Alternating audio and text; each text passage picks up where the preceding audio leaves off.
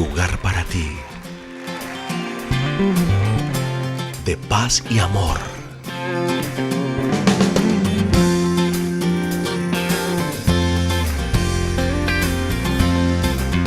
de restauración, Diré a la montaña, de compromiso. quítate en el mar, échate. El Pacto, Iglesia Cristiana. El camino de Emaús, mis hermanos, se parece mucho al camino de nuestra vida, de la vida suya, de la vida mía, de la vida de cualquier persona. Y a mí me gusta mucho este pasaje precisamente por eso, porque tiene aplicación directa a lo que puede pasarnos o nos pasa realmente en nuestra existencia. Y si ustedes han seguido la narración, se dan cuenta que el camino de Emaús tiene trechos del camino, en las cuales ocurren muchas cosas. Y yo voy a dividir esos trechos del camino, ese camino, en 1, 2, 3, 4, 5, 6 partes o trechos.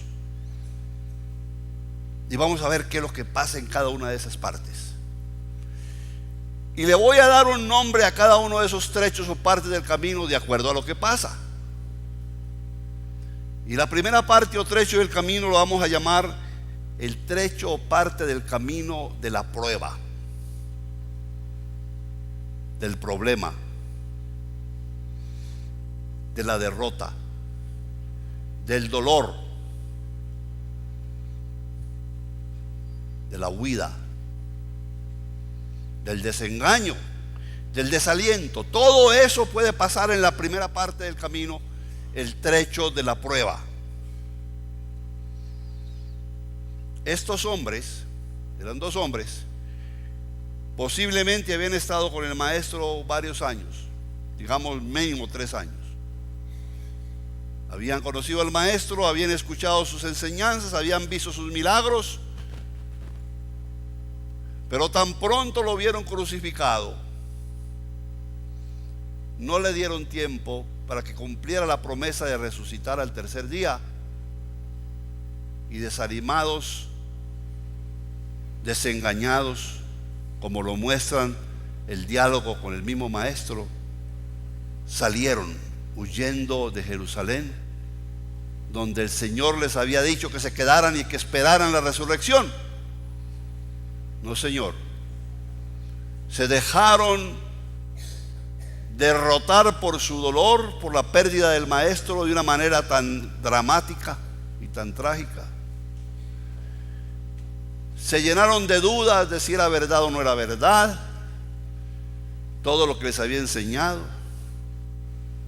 No hicieron caso a sus advertencias y a su orden de esperar que él saliera del sepulcro. La Nueva Versión Internacional retrata muy bien, con una palabra muy común en Latinoamérica. Esta versión es para nosotros latinoamericanos, hecha por latinoamericanos, que retrata perfectamente la situación interior y exterior de estos 2 discípulos de Emaús que estaban en problemas. Dice que cuando se les acercó Jesús y los vio que discutían entre sí, les pregunta,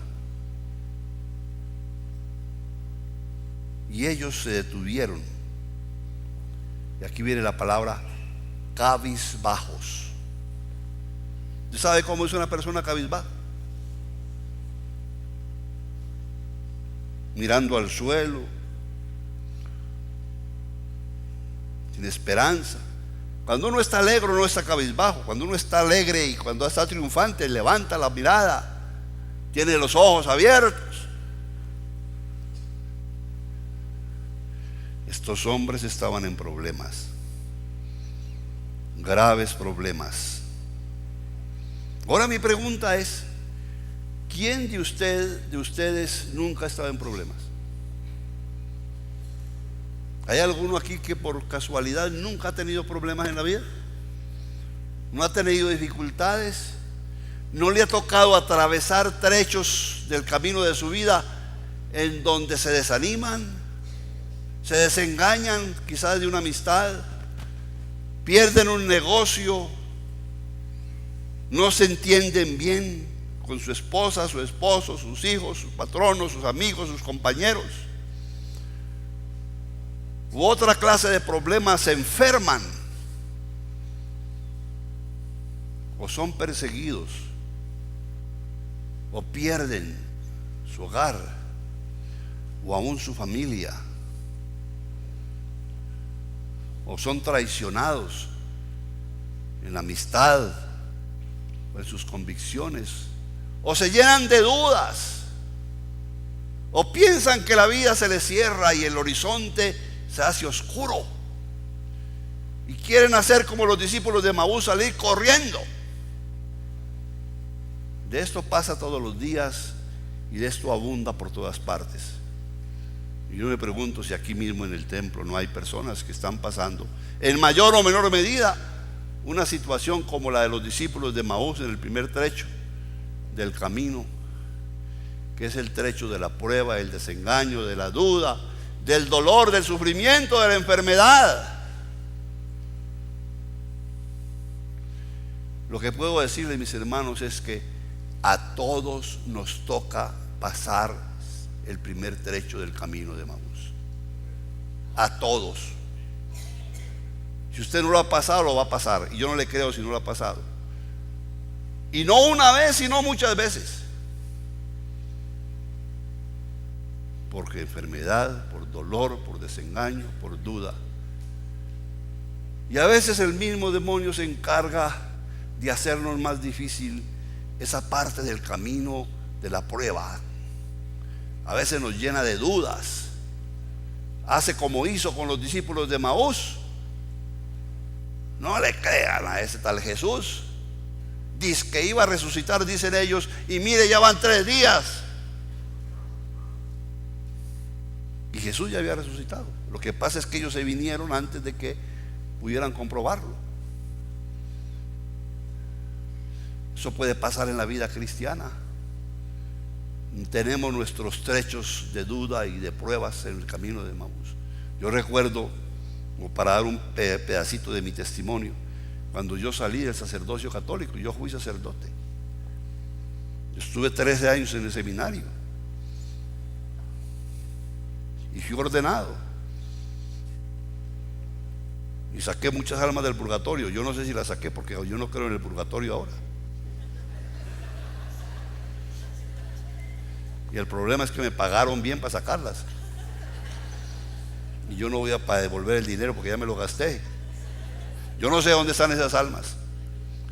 Pero yo dejé el sacerdocio y fue una época difícil, dura, llena de dudas, incertidumbres. Y le cogí una tremenda antipatía a todas las iglesias. Porque tampoco me fue bien con las iglesias evangélicas. Las iglesias evangélicas estaban solamente interesadas que predicara de los pecados y de los escándalos de los curas y las monjas. Yo les decía, si ustedes quieren que predique sobre los pecados de los curas y las monjas, déjenme también predicar sobre los pecados de los hermanos y los pastores y las hermanas, porque todo hay en la viña del Señor. Que el que sea sin pecado que tire la primera piedra, decía Jesucristo. Tiempo duro y difícil, como los de esos 2 discípulos de Emaús. Pero mis hermanos, aquí nos podíamos quedar toda la tarde hablando del primer trecho del camino de Emaús y de las pruebas y las dificultades y los dolores y las angustias, pero no, menos mal que hay otros 5 trechos. Y el segundo trecho del camino de Emaús lo vamos a llamar el trecho de la presencia. El trecho de la presencia. Y el texto bíblico dice: sucedió, versículo 15, que mientras hablaban, mientras estaban en su problema, mientras hablaban y discutían, Jesús mismo se acercó y comenzó a caminar con ellos. pero no lo reconocieron, porque tenían sus ojos velados. Jesús mismo se acercó. Los dos hombres cabizbajos, criticando al maestro, desengañados del ministerio que Dios les había dado, huyendo de su compromiso con Dios, enredados en sus propias dudas y problemas. De pronto se dan cuenta que un forastero se les acerca en el camino, los alcanza y comenzó a caminar a su lado. Y Jesús comienza a hurgar en la conciencia y en la vida y el pensamiento de estos dos hombres. Pero lo importante es que Jesús mismo se acercó y comenzó a caminar al lado de ellos. Estos dos hombres ahora ya no estaban solos en su problema, en su dificultad, en su desengaño. Ahora tenían compañía. Mis hermanos y mis hermanas queridos, nunca estamos solos. Una de las cosas hermosas del cristianismo y de la fe evangélica es que nos afirma y nos reafirma con la palabra del Señor de que Dios y Jesucristo nunca nos abandonan una vez que los conocemos y nos llegamos a Él, a ellos. El Señor no los deja. El Señor no nos desampara. El Señor viene detrás de nosotros, se pone al lado nuestro, conversa con nosotros si queremos. Y esto fue lo que hizo Jesús. Hay una gran diferencia en caminar el camino de Emaús o el camino de su prueba y su dificultad solo o sola, y caminarlo acompañado de Jesús. Hay una gran diferencia. Usted me va a emborrachar, ¿no? Esto es inofensivo. Me pone como el borracho en mi pueblo allá, Cisneros, Antioquia, que diga mi querido hermano. Gracias, hermano.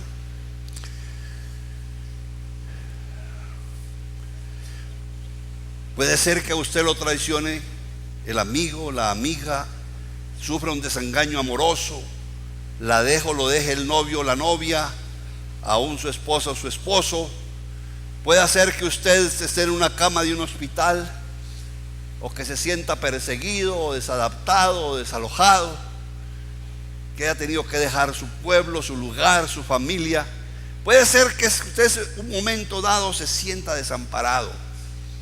Pero si usted tiene fe en Jesucristo y en su evangelio, usted nunca va a estar solo ni va a estar sola.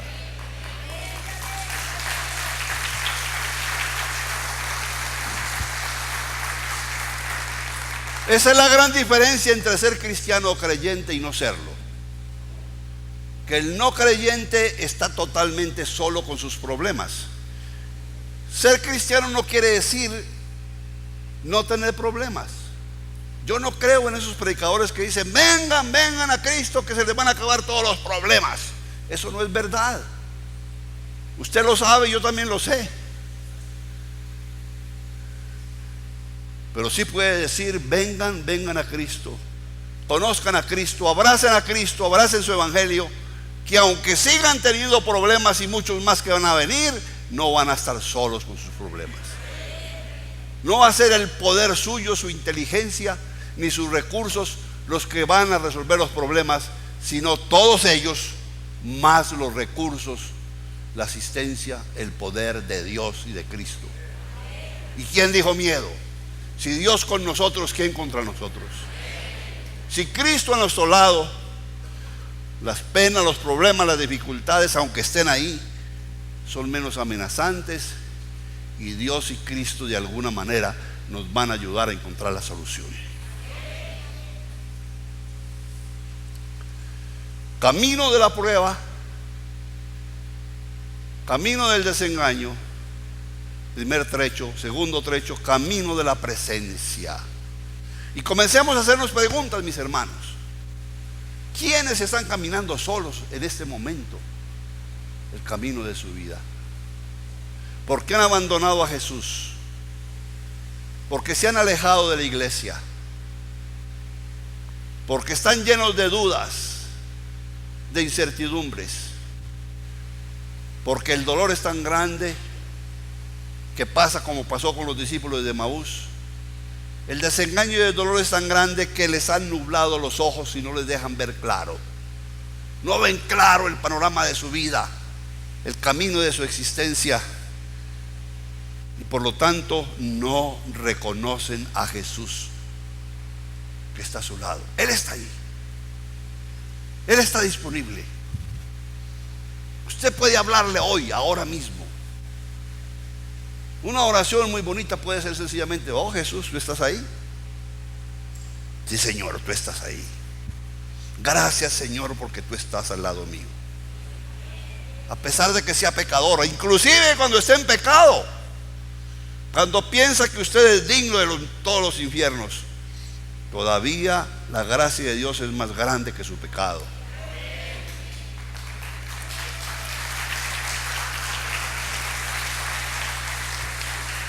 El perdón de Dios y el perdón de Cristo, y la misericordia de Dios y la de Cristo son más grandes que cualquier dificultad, que cualquier problema, que cualquier dolor, que cualquier pecado.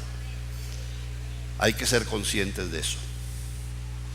Camino de la prueba, camino de la presencia, camino de la enseñanza.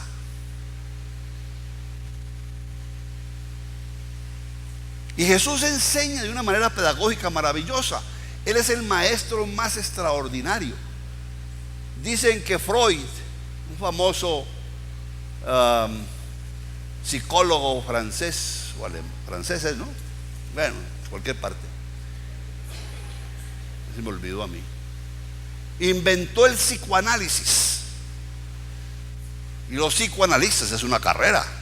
Fui a la universidad de sacar un doctorado en psicoanálisis. Es una carrera en psicología y en psiquiatría. Usted vaya a un psicoanalista con sus problemas y dificultades, lo acuestan en un sofá y ese comienza a hacerle preguntas, le cobra $100 o más y lo deja lo mismo. Pero antes de Freud, más de casi 2000 años antes, ya Cristo lo había ejercido, lo ejerció aquí. Con los dos discípulos, lo ejerció con la samaritana. El psicoanalista nunca le dice nada a usted, sino que le pregunta, le hace preguntas, hasta que dicen que descubre usted mismo su problema. Bueno, es lo que hizo Jesús con los discípulos. Comenzó a preguntarles: ¿y qué es lo que pasa? Y ellos comenzaron a botar todo, a sacar todo. Y eso es lo que usted puede hacer con Jesús. Claro, si usted se acerca a Jesús, se acerca al Evangelio, la palabra de Dios lo va a interrogar, le va a hacer preguntas, le va a decir qué es lo que te pasa y por qué te pasa y cuál es tu parte en eso y cuál es tu culpa y por qué lo hiciste. Pero todo eso es saludable, es botar todo mal, la dificultad, la culpa. Por eso cuando Jesús se hace presente, algo pasa. Si admitimos la presencia de Dios y de Cristo en nuestra vida, algo va a pasar. Y le puedo asegurar que lo que va a pasar, aunque a usted no le parezca, va a ser bueno. Jesús comenzó a preguntarle. Y esa es una manera de enseñar. La forma de diálogo. En lugar de comenzar con los niños como hacían nuestros padres y nuestros abuelos, y los regañan y que tal cosa, y que usted es un cuadrúpedo, que tal. Dialogue con ellos, pregúnteles, dígales qué piensan, hágales ver a través del diálogo como Cristo que están equivocados, que no está bien lo que han hecho. Entonces, si le cae a palos encima y no los deja ni hablar. Dios y Jesús no son así. Enseñan, preguntan, dejan que hablen los dos discípulos. Y luego sí, hace una cosa supremamente extraordinaria. Mire usted.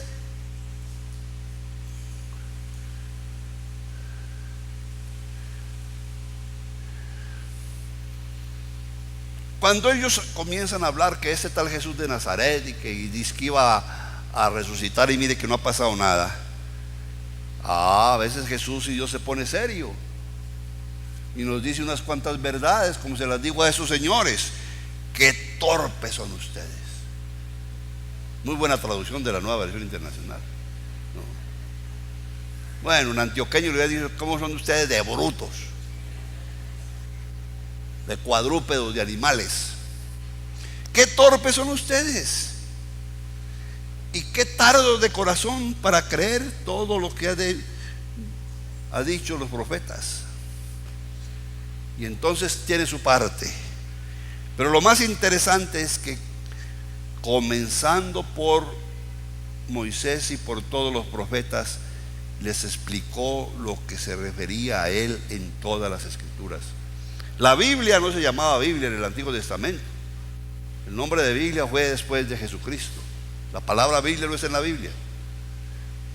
La Biblia significa libros en griego. La Biblia se llamaba en el Antiguo Testamento Moisés y los profetas, la ley y los profetas. Entonces lo que dice el evangelista es que Jesús tomó la Biblia. No la tomó físicamente porque no cargaba la Biblia y no la podía ni cargar. Una Biblia de ese tiempo sería como ustedes, como este escenario acá, rollos inmensos. Jesús se sabía la Biblia como todos los buenos israelitas, y mucho más él que era el Hijo de Dios. Se la sabía de memoria y los puso a repasar todos los pasajes de las Escrituras que hablaban del Hijo de Dios, de Jesucristo el Redentor, el Mesías. ¿Sabe lo que hizo Jesús ese domingo por la tarde? Dio la primera clase de escuela dominical. Una clase ambulante, peripatética, de 11 kilómetros, desde Jerusalén a Emaús. Yo he caminado ese trecho a pie. Yo me imagino que se gastó un par de horas o más, sobre todo si iba hablando con ellos. Pero mis hermanos, yo no sé si en esta iglesia, pero donde quiera que yo voy siempre pregunto: ¿ustedes tienen escuela bíblica? ¿Tienen escuela dominical? Porque muchas iglesias están dejando la escuela dominical por venirse a chapalear y a gritar y a brincar lo que llaman ellos de alabanza. Y la alabanza es muy buena, yo no tengo nada en contra de la alabanza, pero a veces se exagera y se le quita a la palabra de Dios y a la enseñanza de la palabra el tiempo que se necesita para que los que vienen por lo menos una vez a la semana tengan alguna escuela bíblica, algún conocimiento de la palabra. Como que si tienen su escuela bíblica, su escuela dominical, los felicito y no me la vayan a dejar. Jesús fundó la escuela dominical domingo por la tarde del día de la resurrección, con 2 discípulos cabeciduros y con el mejor texto y el mejor maestro. Camino de la enseñanza. Cuando usted se acerca a Jesús, cuando usted acepta el evangelio, no solamente encuentra compañía y ayuda y consejo, sino que encuentra enseñanza. Y necesitamos mucha enseñanza para poder crecer.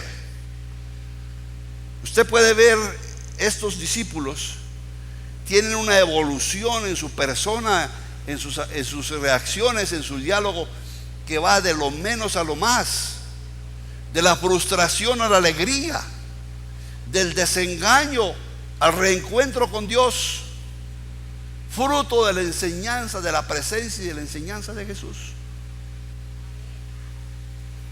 Por eso el libro de los Proverbios y el libro del Eclesiastés insisten tanto en la enseñanza. Enseñanza desde niños. Enseña al niño el camino y no se va a apartar de él cuando esté viejo. Camino de la prueba, camino de la presencia, camino de la enseñanza. ¿Cuántos trechos tenemos ya? 3. Nos faltan 3, ¿no es cierto? ¿Ya se quieren ir a almorzar? No, todavía no. El Señor los prepara. Y mire lo que pasa. Al acercarse al pueblo, ¿a dónde se dirigían? Versículo 28. Jesús hizo como que iba más lejos hizo como que. Es decir, Jesús no quiso forzar la situación. Él hizo como que iba a seguir, porque él quería que los discípulos problemáticos lo invitaran. Él no forza situaciones. Dios no lo va a llevar a usted al cielo por las malas, ni tampoco lo va a mandar al infierno por las malas. Si usted se va para el cielo, se va por los infiernos porque usted quiso. Es asunto suyo. Él se ofrece, él se pone a su lado, él le enseña. Ahora usted tiene que invitarlo a él. Usted tiene que tomar una decisión. Muchos se quedan toda la vida sin tomar esa decisión. Menos mal que estos dos discípulos en problemas sí la tomaron. Pero ellos insistieron: quédate con nosotros, que está atardeciendo, ya es casi de noche. Quédate con nosotros, Señor. Si a mí me ponen a decir cuáles son unas de mis oraciones, las oraciones más hermosas que hay en la Biblia, yo escogería esta como una de las primeras. 3 palabras, 2 palabras: quédate con nosotros. Es una oración necesaria, importante, sencilla. Todo mundo puede recitarla, pero nosotros deberíamos aprenderla a pronunciar y a decir frecuentemente en la vida. Si usted está en problemas económicos, si usted ha perdido el empleo, si usted tiene dificultades de relación, no se quede solo. Invite a Dios, invite a Cristo. Si usted no ve que tiene soluciones, invite al Señor y a Jesucristo con su sabiduría y dígale: Señor, quédate conmigo, no te vayas, Señor, en este momento, en esta enfermedad, si está en el hospital, si está desengañado, si está en dudas, si está en problemas, si está en situación económica, si lo han traicionado, si está desengañado de la vida. La salida es la salida que lleva al Señor. La salida es buscar el rostro de Dios y de Jesucristo y decirle: Señor, yo quiero que tú entres a mi casa. Si usted ve que sus hijos, que su hogar se está desbaratando o que hay problemas, Señor, yo quiero que tú te metas a mi casa, a mi hogar, que te quedes con mi esposa, que te quedes con mis hijos, que te quedes conmigo como padre. Hoy que es día de padre hoy. Todavía no le han dado padres a ustedes el regalo. A mí tampoco. Aquí está mi esposa, yo no sé, me lo va a dar de aquí a la noche. Pero ella ahora estaba escudando que en Bogotá lo aplazaron hasta de aquí 8 días. Pero yo no soy de Bogotá, yo soy de Miami. De manera que doña Tala, hágame el favor, me lo da hoy aquí y cuando lleguemos a Miami me lo da también.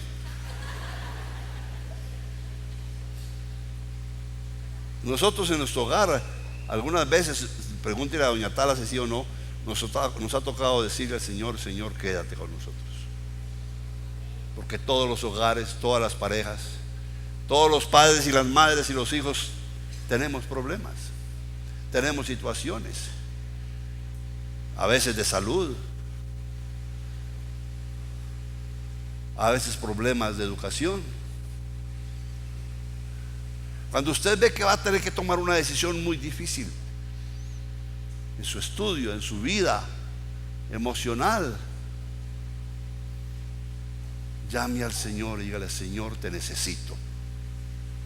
Quiero que tú estés conmigo, que me ayudes a entenderlo mejor, cuál es tu voluntad, qué es lo que debo hacer. Y lo más interesante y lo más hermoso es que este trecho que se vuelve del camino de la prueba, de la presencia, de la enseñanza, en camino de la oración. Ese es el 4.º trecho, el camino de la oración, que convoca a Dios y a Cristo, que no lo deja ir.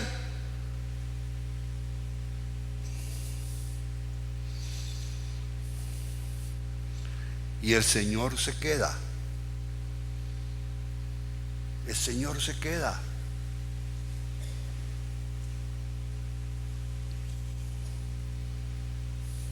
así que entró para quedarse con ellos.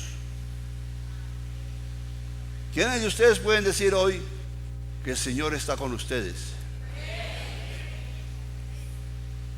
Pero algunos de ustedes, si no les voy a preguntar, por no quiero denunciarlos, puede ser que sientan que el Señor está lejano. ¿Y sabe por qué el Señor está lejano de las vidas de algunos de ustedes? No porque el Señor se ha alejado, sino ustedes se han alejado. No porque el Señor no se quiera quedar, sino porque ustedes no lo han invitado. Y este domingo quizás es el día en que ustedes deberían reflexionar y decirle: Señor, yo he estado muy alejado de ti, yo quiero acercarme a ti y yo quiero que tú te acerques a mí. Yo me siento débil, yo me siento pecador o pecadora, yo me siento en una situación en donde me he enfriado en mi relación contigo, con la iglesia, con tu evangelio. Yo quiero, Señor, que vuelvas. Y si nunca has estado conmigo, que entres este día en mi corazón y en mi vida. Algunos de ustedes quisieran decirle eso al Señor. Levanten sus manos. A ver, aquí hay unas cuantas por allá. Pues dígaselo ahora mismo. Al final vamos a tener un llamamiento para que usted, si levantó sus manos o si siente de aquí a allá, que venga aquí al frente y vamos a orar con el pastor y los pastores por todos los que quieran en este camino de Maús difícil pasar del camino de la prueba, de la dificultad, del dolor, de la ausencia de Dios, al camino de la presencia y de la compañía del Señor. Pero mire, las dos últimas partes del camino son bellísimas. Ese camino de prueba, de presencia, de enseñanza y de oración se convierte en camino de revelación. Versículo 30. Luego, cuando estando con ellos a la mesa, tomó el pan y lo bendijo, lo partió y se los dio. Entonces se les abrieron los ojos y lo reconocieron, pero él desapareció. Se decían el uno al otro: ¿no ardía nuestro corazón mientras conversaba con nosotros en el camino y nos enseñaba las Escrituras? Camino de la revelación. Usted no sabe lo que se pierde cuando usted no invita a Dios o a Cristo a su vida, cuando usted se aleja de Él o del Señor o de Dios o de su evangelio o de su iglesia. Se pierde la revelación de Dios en mil formas. Dios se puede revelar a través de una enseñanza, a través de un testimonio, a través de un mensaje, a través de un himno. Este lugar es un lugar para que Dios se revele. Y no tiene que ser con bombos y patillos y con relámpagos y con cambios de luces. Se puede revelar allá en el fondo de su corazón y de su vida. Cuando usted cierra los ojos y ora en silencio, sin pegar gritos ni sin necesidad de hacer ninguna clase de despaviento.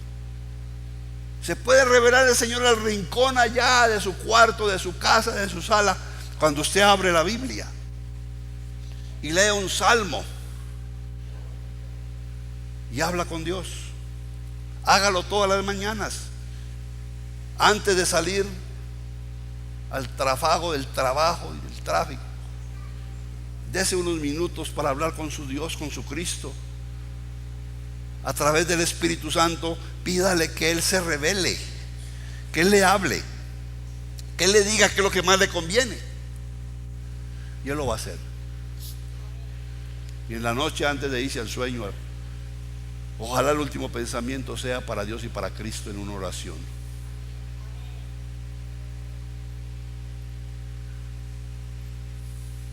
Camino de la revelación.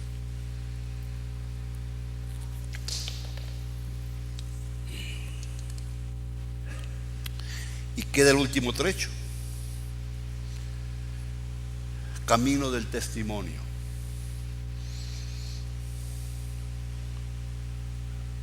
Estos hombres testimoniaron uno al otro la experiencia tan hermosa que habían recibido.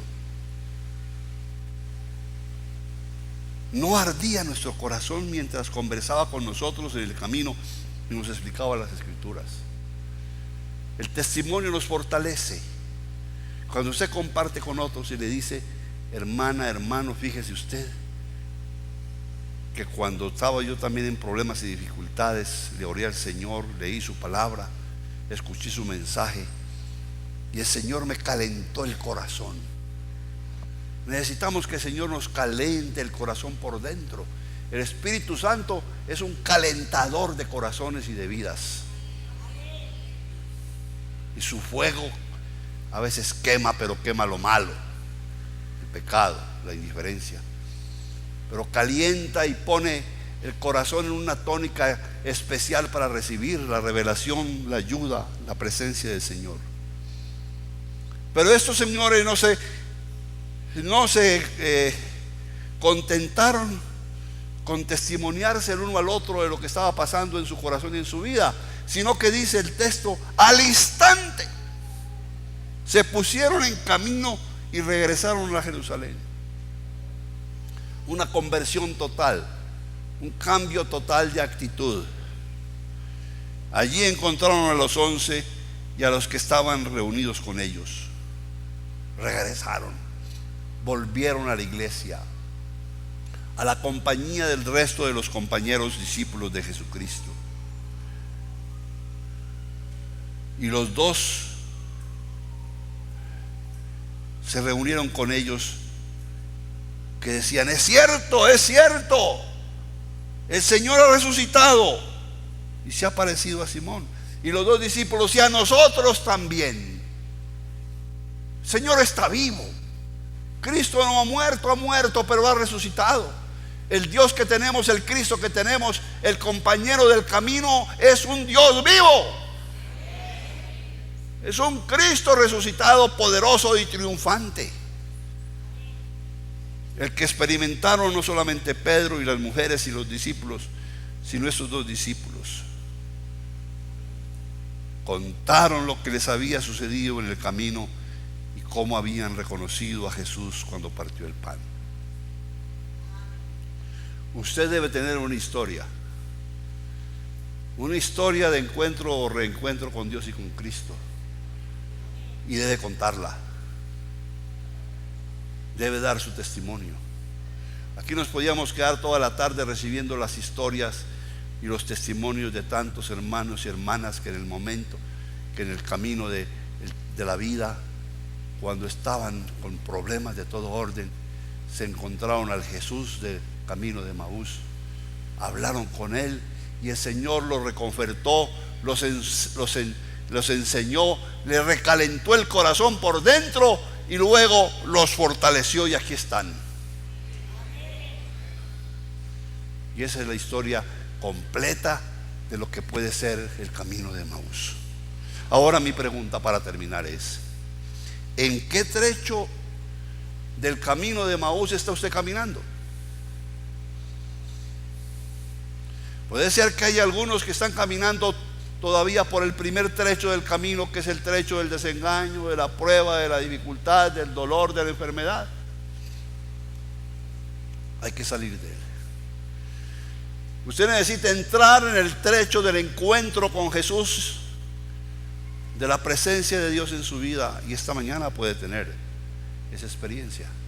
Salir de ese trecho difícil, de caminar solo en medio de sus dificultades, para reencontrar a Jesús y tomarlo de su mano y decir: Señor, quédate conmigo, no te voy a soltar de tu mano, voy a caminar contigo el resto de mi vida, a pesar de que me sienta como me sienta. Usted tal vez está en la posición de que, aunque ve a Jesús, tiene dificultad para invitarlo, para decirle: Señor, yo quiero que entres. Tiene miedo de que Jesús llegue y por supuesto le exija cosas, pero todo lo que le exija el Señor, cuando Él llega a su vida, es bueno para usted, le conviene a usted, le va a proyectar su existencia y le va a proyectar su vida. ¿Acaso esto está en ese trecho? Y todos tenemos que estar en el trecho último del testimonio. El trecho en donde usted ha sentido la presencia de Dios y ha visto que Dios le ha respondido y está caminando con Él, pero necesita testimoniarlo. Hay que salir, hay que regresar allá al mundo, donde trabaja, donde vive, en su vecindario, con sus amigos, y contar que Cristo vive y que está disponible y que camina a nuestro lado y puede caminar al lado de todo el mundo, de la vecina, del amigo, del vecino, de cualquiera que esté en problemas. Cuéntele la historia de Maús y dígale que en su propia vida ha pasado lo mismo, pero que Cristo vive y puede ayudarle a él o a ella como le ha ayudado a usted. Un lugar para ti de paz y amor.